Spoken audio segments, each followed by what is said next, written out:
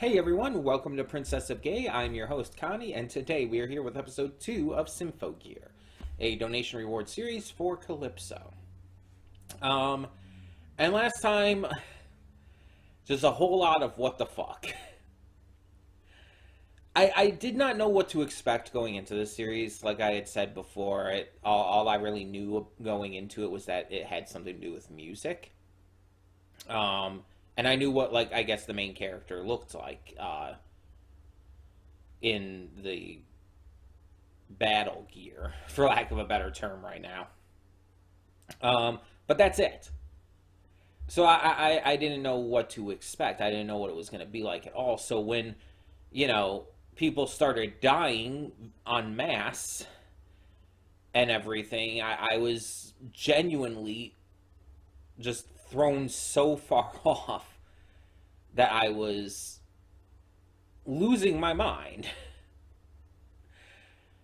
It's just mass deaths, like in general, in a lot of series. Like if it's a series or a movie or whatnot, or a game where it's like that kind of thing, it's like, oh yeah, it's like this is horror, or this is going to be some disaster thing. Then yeah, I can expect it there, and I don't feel as thrown off. Like, obviously, yes, the idea is always sad. The idea of mass death is always terrifying and sad, but with that kind of movie or show or game or whatnot, I expect that. So my mind and body are prepared for seeing it. But going into this, again, all I really knew was that it had to do with music, and I thought like it could be more like Kacho Ochi, The Legend of Black Heaven, in regards to it being more action packed and all. But again, I just did not expect the insanity of that first episode. It's like, okay, everything is kind of going like what I would expect. You have the concert and everything. You have the characters like, talking to each other and hyping each other up. And then all of a sudden, massive ass explosion out of nowhere. And again, that killed a shit ton of people right there. And then all of a sudden, these alien creatures come out of nowhere. Presumably alien creatures. I don't think it actually stated for sure. But they come out of nowhere and start violently killing people. Like, it's not bloody and gory or anything. It seems like when they kill them, they, like, calcify them and turn them into dust and everything. But still, it's still horrific. Seeing, like, the one girl, like, screaming and crying that she doesn't want to die as she's being, like, calcified, for lack of a better term. It's like, Jesus fuck. That's something that kind of always gets to me. Like people screaming and crying, like, and saying they don't want to die as they're dying and shit. It's like that just it bothers me on a very deep level, I feel. Which fair. I feel like that's a fair thing to be bothered by. But then on top of it, like you see the main character, like, hit by a shard of the armor, I guess, and it just blasts through into her chest, and it's like, Jesus fuck. And it's like, I'm thinking she's dead. I'm thinking like, okay, so she's not the main character then, because I'm thinking she's fucking dead. Because how are you hit at that speed, at that force, basically right in the heart, and survive? How? I guess maybe it was like just above her heart, but it's like, Jesus fuck.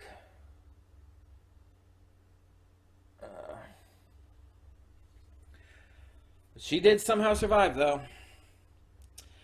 And yeah, it seems like there are a couple things that I seem to be kind of on the nose with, like with the timing. It seems like the grave part that was shown at the beginning, the flash forward, does take place after the current day moment. because it's like you have the flash forward, then you go back 2 years, I think it was. But then it says it goes back to present day, but it's not the present day of the flash forward. That's still in the future. And it's like, what? Apparently that is the case, though, I was told in the comments. Um, Also, this does take place in the future from now. So there is futuristic technology and stuff, but it's not like too far to where it's like unbelievable and whatnot. It's not like you're in like some kind of super sci-fi apocalypse or anything like that. It's not like a cyberpunk world, let's put it that way. No, it's just more futuristic technology and all. Um, and people tried to explain to me what the shot of her looking down at the wound on her chest and everything was about. It's like I understood that. Like I understood the meaning of why she was looking at her wound. I very much got it, but you can't deny that there was not really a reason for them to frame it like that. To frame it in a way where it's just a full-on view of her titties. And it's like, this is a underage girl, and it's just like, oh my god, it's so unsettlingly creepy. I know it's Japan, and I know Japan has different laws and different, um, God, what's the word? Age of consent and whatnot. I understand that that's a different thing in Japan, but I've stated it before, and I'll say it again here. I still feel like it's backwards. That Japan's policies and ideas on that are very backwards. And and again, I know this is a very common thing in a lot of anime to where you have underage girls who are sexualized, but I still hate it, like, very badly. It's exceptionally immoral. It's gross as fuck. It's just not okay. And I've come to kind of reach the point where I can live with it if it's not too offensive. Kill la Kill, for example, is too offensive for me. It's trying to glorify sexuality and being confident in sexuality, which is fine if you're an adult. But it should not be glorifying that for kids. I don't care if they're 17 and on the verge of being adults. They're still kids. If they're underage, they're underage. It doesn't matter how underage they are. This is something I would say is more akin to My Hero Academia's fan service with like characters like Yaoyorozu. To where it's like, yeah, it's gross and unnecessary and everything, but it's not as offensive as it could be. It's just a really fucking needless shot that you know why they put it there. It was put there for fan service. And that is gross. That is gross. But it's not as offensive as other things. So I'm not actually like saying it as like this huge problem with the episode, but it is something that bothers me. It's something I can't ignore. So I wanted to make it clear, I did understand the point of her looking at her wound there. It just could have been framed in a better shot. I understand her pain and trauma with all of that, and why that would be something lingering with her still. Like, yeah. But they could have, like, framed, like, a forward-facing shot where, like, even, like, she pulls it down enough to show it, but, you know, not showing all of her titties. I hope I'm getting my point across there. Like, they should have just framed the shot differently, to where it wasn't just blatant fan service of a underage girl. But again, it's not as bad as other stuff. Like, honestly, I would say Fire Force's treatment of Tamaki is worse. Um, Honestly, specifically the Tamaki fan service, the fan service that's shit, that, from what I've gathered, nobody likes. Like, we can dig the fan service with Maki and everything, but when it comes to Tamaki, it destroys her character and completely ruins everything about her because of how it's handled and everything. But yeah, yeah. So I just wanted to address all of this here. Um,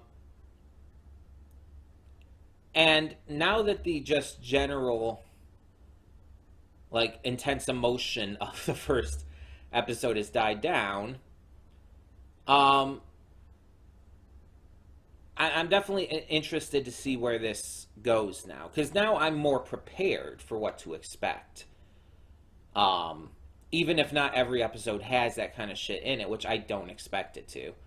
Um, I'm more prepared for that when it does happen again. Also, I have been told this is like just basically straight up a magical girl show, but a very different kind than like Sailor Moon or something, which is fair.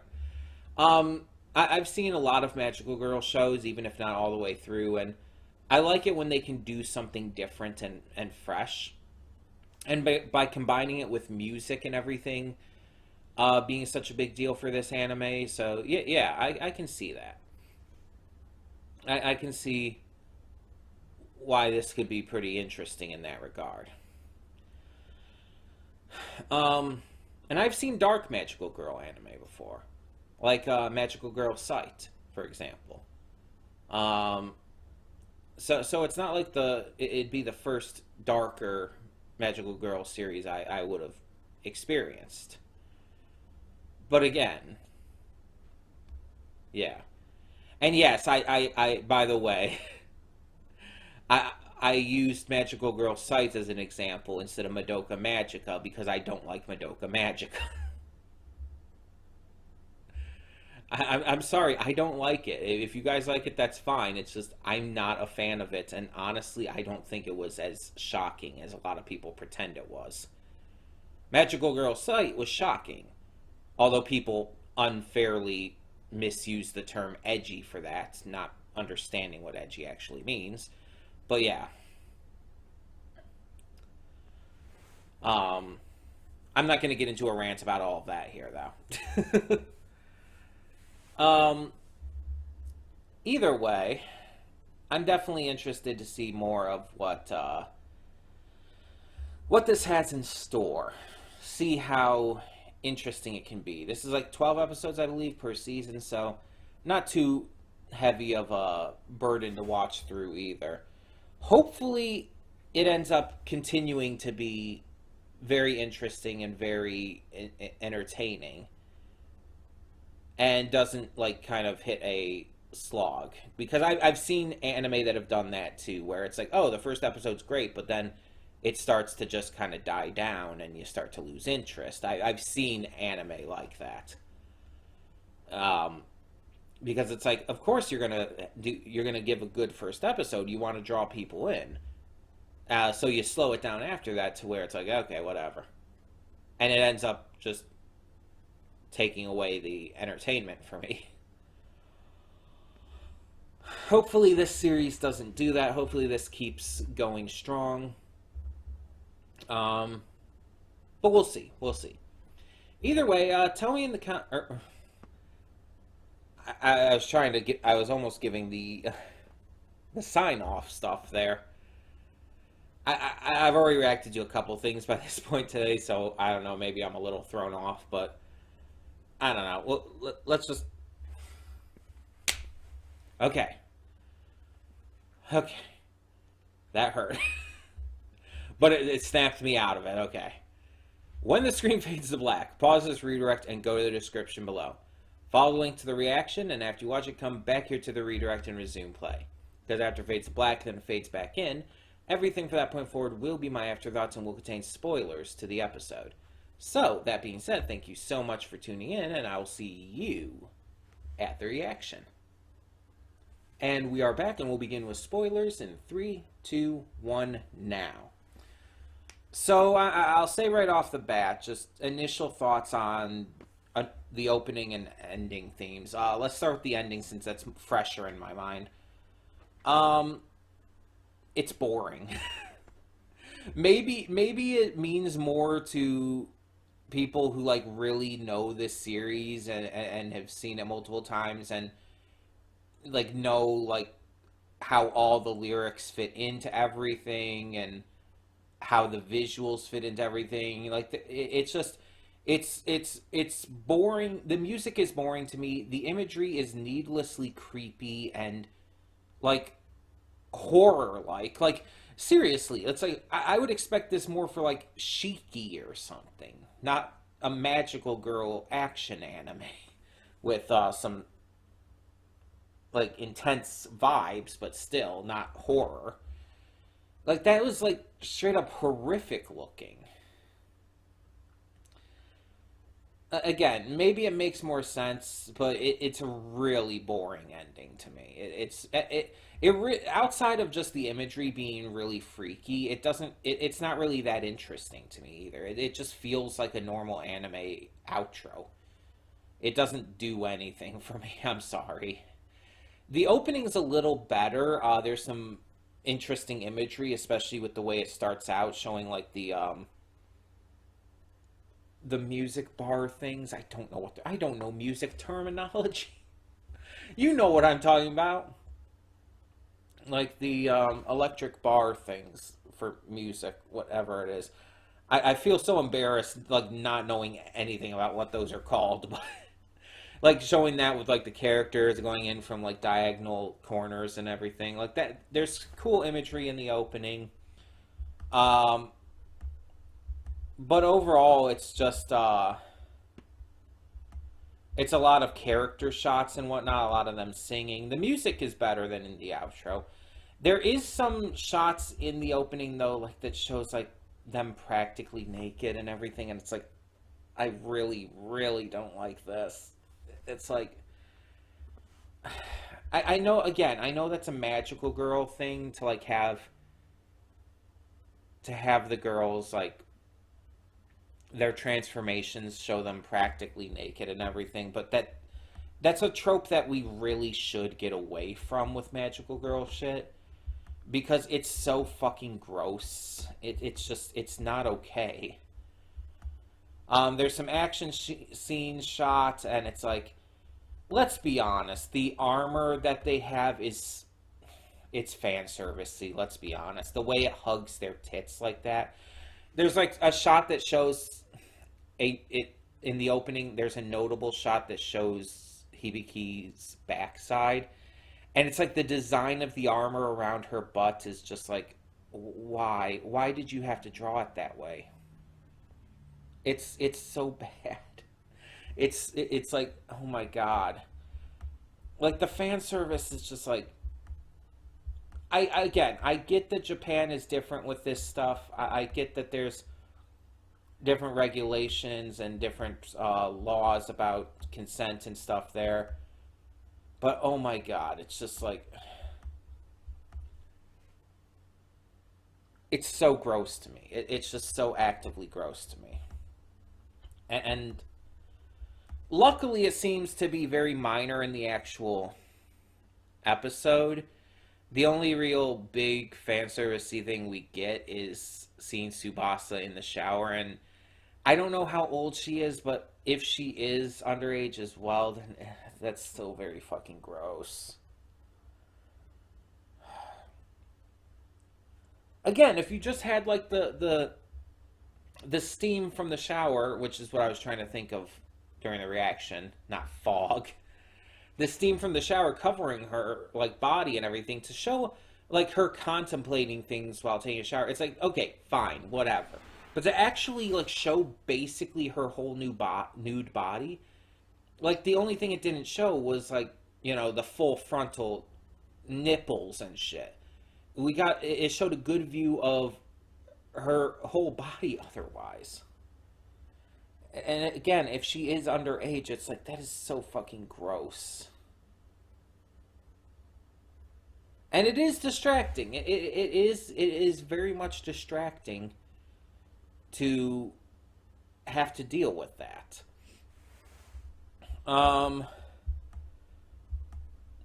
but ignoring all of that, the episode does continue from where it left off, with Hibiki getting the armor, the Gungnir, and Tsubasa comes in, helps her fight off the enemies while she protects the girl, and she's basically then arrested and taken down to meet everyone else. And we find out more about like the operation going on, the militaristic actions of this all, and somehow this is like not known about. Like I'm sorry, but I kind of call bullshit on that. Like, I understand their reasoning and everything. That's not the issue. But the idea that no one has found out about this and leaked this to the press and shit is honestly bullshit. The idea that they would be able to hide something like this, whether the aliens, the Symphogear Valkyries, any of that, the idea that they'd be able to hide it and stop people from talking is there's no sense of belief to it. It would have gotten out just from that concert. Not everyone there died. Some of the people would have escaped. They would have told people. You think they wouldn't have told anyone? Bullshit. There is absolutely no sense of reality to the fact that this is hidden. If there is an alien invasion happening, and there are these musical warrior chicks fighting with their song, this is not going to be a secret. I'm sorry, but that is completely, like, impossible to believe. But they try to explain everything to Hibiki. She's not quite getting it. And she goes back, I think, the very next day, and does pledge to join them, though, because it allows her to help people. Some see it as very nice and kind, but the director dude, he sees it as kind of twisted. The idea of like being willing to sacrifice yourself and go put yourself in that danger, without training and without, really being able to handle much. Just kind of like blindly flying in. He finds that kind of twisted. Which again, I get his reasoning, but at the same time, it's like I see it more as in the kindness thing myself. The idea of like being willing to do that, I think is pretty nice. We also see a little bit of Hibiki with her friend here, and it's very much a situation where they're trying to make us ship it. Like, I don't know if they're going to actually like make it canon or do anything with that, because it's always hard to tell with anime if they're going to do any kind of representation for queerness, or especially positive representation in that regard. But it's like the way they're blushing at each other, the way like they sleep in the same bed, and like Hibiki hugging up on her, it's like, come the fuck on. It's like you cannot look at that and say that that is not purposeful shipping fuel at the very least. And honestly, more likely not just shipping fuel, but you're supposed to see them almost like a couple already. It very much gives those vibes, and it's so blatant about it. It's like, how can you not see that as obvious and intentional?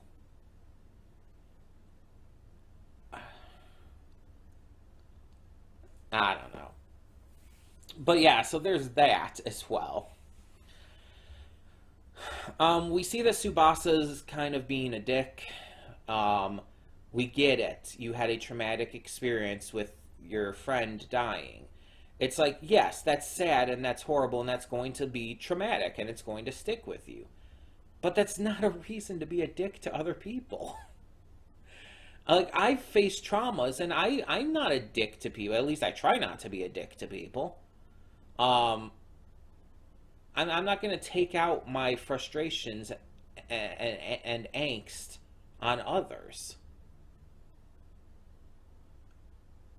Like, I'll brood, sure, that's fine. It's fine if Subasa's like brooding a bit, but to try and take out her frustrations, her feelings on Hibiki is just fucking rude. Honestly. It's like there's no real need for that. Like, girl, chill. She didn't get Kanade killed. Kanade sacrificed herself for her own on her own reasonings. I worded that terribly. She sacrificed herself because she wanted to do it. Let's put it that way. It was her choice. Don't blame other. She didn't even know who this girl was at first. She didn't even know that Hibiki was the girl from 2 years ago. So it's not even that she disliked her because of that. I feel like it's just because of the armor itself, because Hibiki has Kanade's armor, and she's being angsty as fuck. Tsubasa, chill. Ugh. But yeah, obviously there's the joke as well about how it's like, oh, this place is no place for smiles, and then they get down there, everyone's smiling, and it's a party and all. And it's like, Tsubasa's just an edgy bitch. She's just an edgy bitch. Like, again, I get it. Believe me, I've lost loved ones. I know what it feels like to lose people you care about and to be really fucking depressed about it. But it's been 2 fucking years. I'm sorry, you need to move on. Like, I don't mean to sound rude or mean here, but I'm not saying that you need to forget about Kanade. I'm not saying that you need to not be sad about her. You definitely will always be sad. And you'll always miss her. Again, speaking from experience of having lost family members and friends. It's like you'll always miss them. You'll always be in pain. You'll always be sad. But you do have to move on. And 2 years is way too long to be holding on to that. It's not healthy for you. It's very much not. You have to move on and be able to continue on with your life. Otherwise, it's going to destroy you emotionally and mentally. And that's not okay. Again, always be sad. I still miss my family members who have died. And my friends who have died. And I still am sad about it. I wish very much I could see them and talk to them and just be around them still. But I can't. And that's not going to stop me from being able to live my life.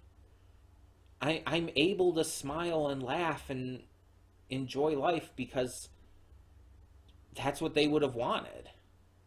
And on top of it, I know how to move on. I know that I can't stay sad forever because it'll destroy me. My mental state is already fragile enough. I don't need that fucking me up anymore. So come on, it's like 2 years is way too long. The problem is it's not unrealistic. Like, for certain things in this being unrealistic, that's not one of them. There are people who do try to hold on to that kind of stuff for way too long, and it damages them. Like, to a degree that's just really bad. And I just really hope that that's part of this story. I assume it's gotta be. That part of the story is Tsubasa coming to terms with Kanade's death and just moving on from it, allowing herself to move on and to continue life and probably even be friends now with Hibiki. Like, I assume that's where it's going because It's where a lot of these kinds of shows go. Let's be honest. There's a lot of these anime and shows and whatnot that have like that edgy bitch who's going through shit, and it's like by the end they're best buddies because of course they are. It's a trope. It's not a bad trope. But it is a trope. Ooh, excuse me. Um, and with the music, it's again, maybe it's just I don't know how to connect it as well as others, but it's like it's not like maybe doing what it's supposed to for me. Like it's not as impactful or impressive or like, oh, these lyrics are really important to the characters, and it's like, oh, I'm getting this and I'm understanding everything and it makes so much sense and it makes it more emotional. It's like I don't, maybe it's just me, but I am not like connecting with all of that. It's just like, oh, this music's pretty, the lyrics are nice. Yay, why is Hibiki suddenly singing? Like, why does she just know to sing there? It seemed like it was more on instinct than anything, but seriously. Like, why was she just suddenly randomly singing? It just happened. She didn't. It didn't even show her like thinking like, oh, I should sing like Subasa did, or like Kanade did. No, she just starts singing, just out of nowhere, and it's like, okay, sure, why not?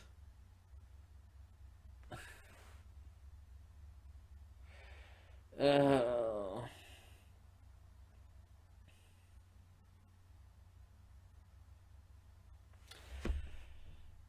I didn't hate it though. The only thing that really bothered me was still the fan service shit. And again, it's not as bad as some other things I've seen, but it's still really annoying if I'm being honest. But a lot of the episodes like was fine. It was a lot of setup and I guess answers for what was set up in episode one. A lot of things just like giving us more context and information and just kind of like continuing from what we established with the first episode. Which is fair, which is fine. It's still only episode two. I'm not expecting to get into super heavy stuff, but it's like every time it like shows like a abandoned like street and stuff with like the ashes of the people in it, it's just like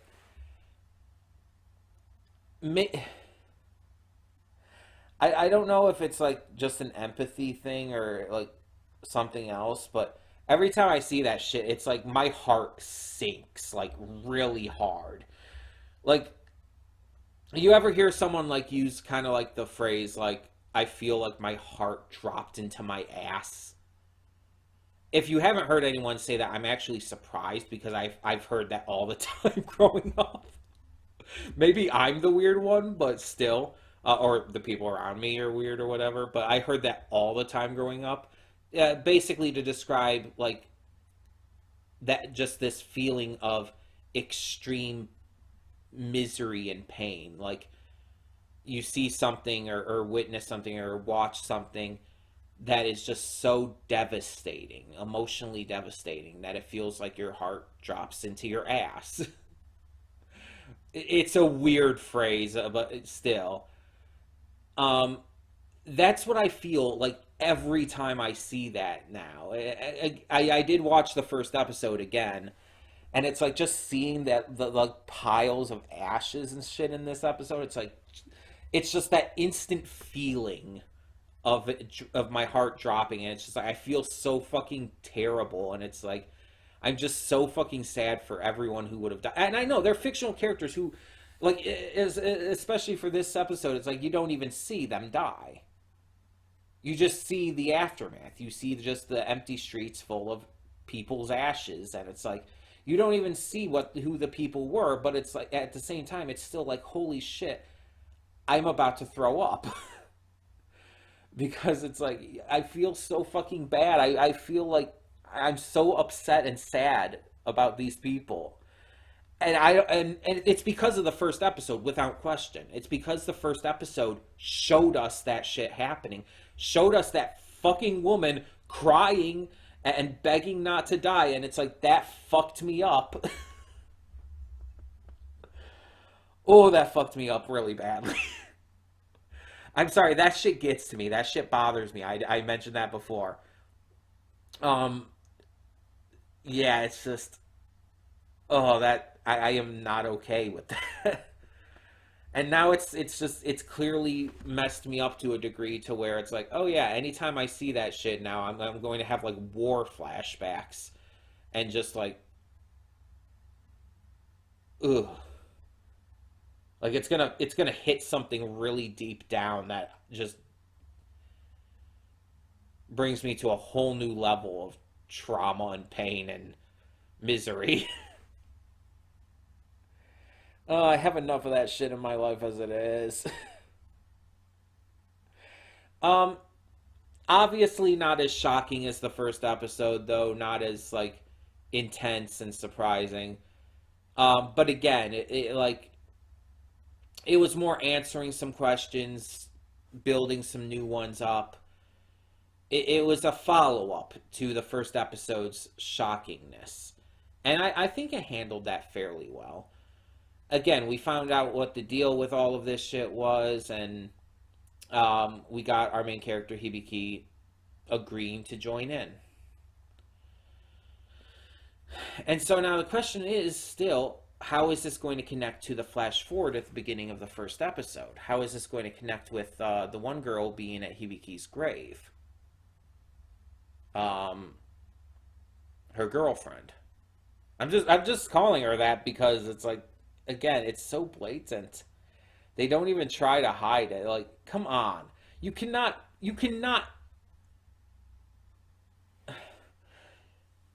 animate that scene of them in the bed together and all the blushing and all the cuteness and like her literally turning around and hugging onto her. You cannot animate that and tell me that is not intentional. Like you know what's going to happen. You know people are going to ship that, but also it's like you're almost blatantly confirming it with a scene like that. That was so direct and on the nose. It's like, Jesus. And but I'm not. I am perfectly fine with it. I am perfectly fine with these two being girlfriends. I want to make that clear. It's just, it's so fucking blatant. I don't think I've seen something that blatant outside of, something that is just straight up gay. Probably the closest thing would be Carol and Tuesday, where it's like, oh yeah, it's like they're so blatantly supposed to be a couple here, but it never actually confirms it, and it just plays around with the idea and everything. And it's like, okay, sure, why not? Let's not. We could confirm them. There's a lot of queerness in this show. Shinichiro Watanabe is completely fine with that. He's had queerness in his other shows like Cowboy Bebop and all. Why can't we have that here? Why can't we have Carol and Tuesday be a couple? I think that would be cute. I think they are fucking cute together.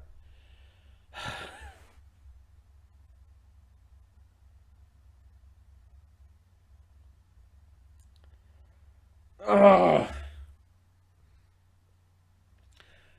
I hope that whatever does happen with why the other girl was at Hibiki's grave. I don't remember the other girl's name, by the way. I'll remember. I'll try to remember names as best as I can, but I'm not going to remember a lot of them that easily. But with whatever happens with that, I hope that it's just a temporary thing and Hibiki is revealed to be alive to her and that they are able to be together in the end.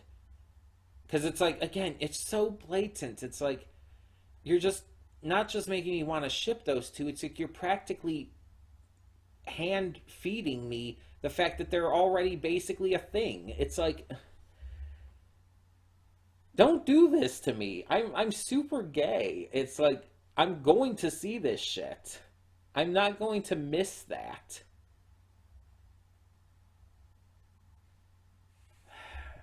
I'm not gonna rag on this forever though. Like, no real point to do that with. Yeah. Either way, tell me in the comments below what you thought of episode 2 of Symphogear. And for now, I'm Connie and I'm signing off. See y'all next time.